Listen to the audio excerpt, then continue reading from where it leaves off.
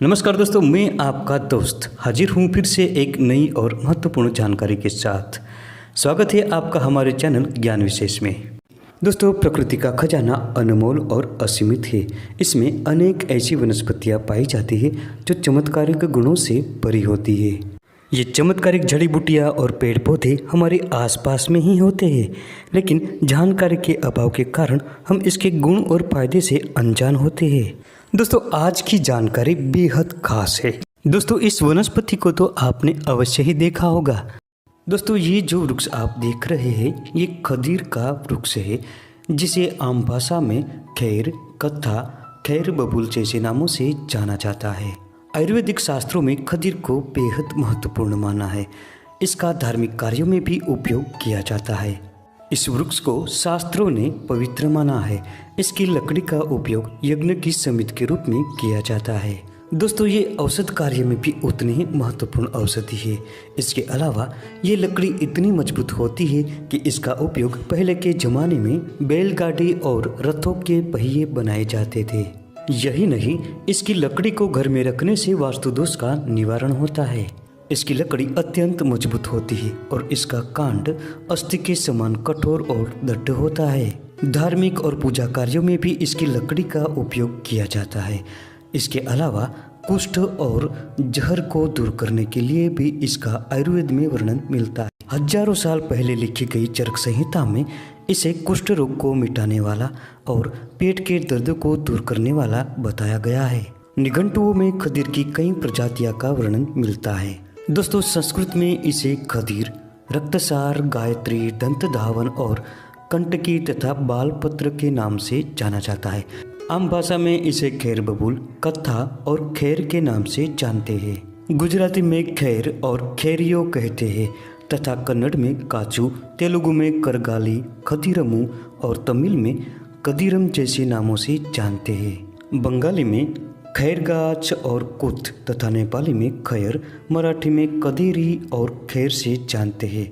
इसका अंग्रेजी नाम ब्लैक कटेचू और वानस्पतिक नाम एकेसिया कटेचू है।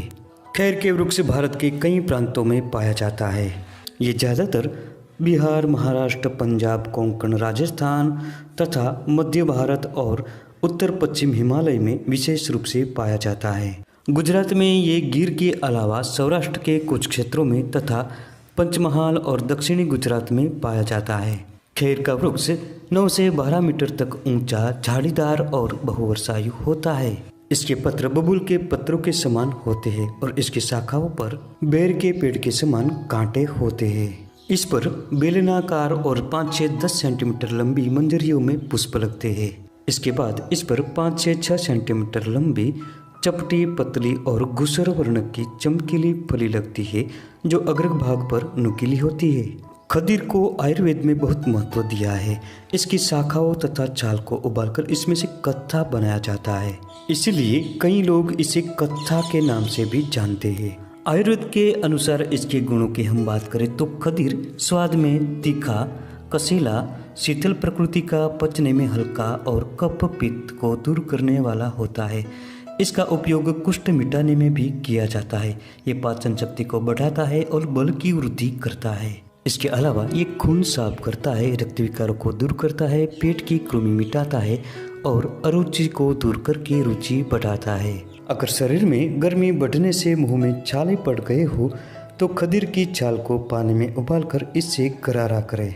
इसके अतिरिक्त इसकी छाल के सार को मुंह में चबाने से मुंह के छाले मिट जाते हैं। दोस्तों, खदीर की टहनी का दातुन करने से और इसकी छाल को पीसकर पाउडर बनाकर दंत मंजन करने से दांतों का दर्द दूर होता है और दांत कठोर बनते हैं। इससे दांत लंबे समय तक मजबूत और स्थिर बने रहते हैं। दोस्तों, बहुत पुराने हुए खदीर के वृक्ष में से लकड़ी में हुई दरारों में से सफ़ेद या काले रंग का पाउडर जैसा पदार्थ निकलता है, जिसे आयुर्वेदिक शास्त्रों में खैर सार कहा जाता है, जिसका उपयोग भी चिकित्सा में किया जाता है।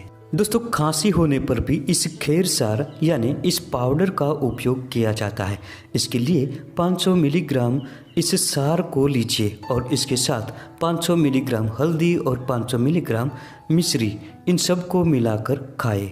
कुछ दिनों तक इसका लगातार प्रयोग करने से खांसी मिट जाती है। दोस्तों, जिन लोगों को दस्त की समस्या हो गई है, ऐसे लोगों को खदीर की छाल का चूर्ण लगभग 2 से 4 ग्राम की मात्रा में और दालचीनी का चूर्ण 500 मिलीग्राम की मात्रा में मिलाकर साथ में 65 मिलीग्राम अफीम मिलाकर सेवन करें। दोस्तों, इस प्रयोग करने से गर्मी के कारण उत्पन्न होने वाला दस्त रुक जाता है। इसके अलावा खदीर में से प्राप्त हुआ सार 1 ग्राम और बेलगिरी का चूर्ण 1 ग्राम दोनों को मिलाकर खाने से भी दस्त मिट जाता है। दोस्तों, बगंदर से पीड़ित लोग भी खदीर का उपयोग कर सकते हैं। इसके लिए त्रिफला के साथ खदीर को मिलाकर क्वाथ बनाएं।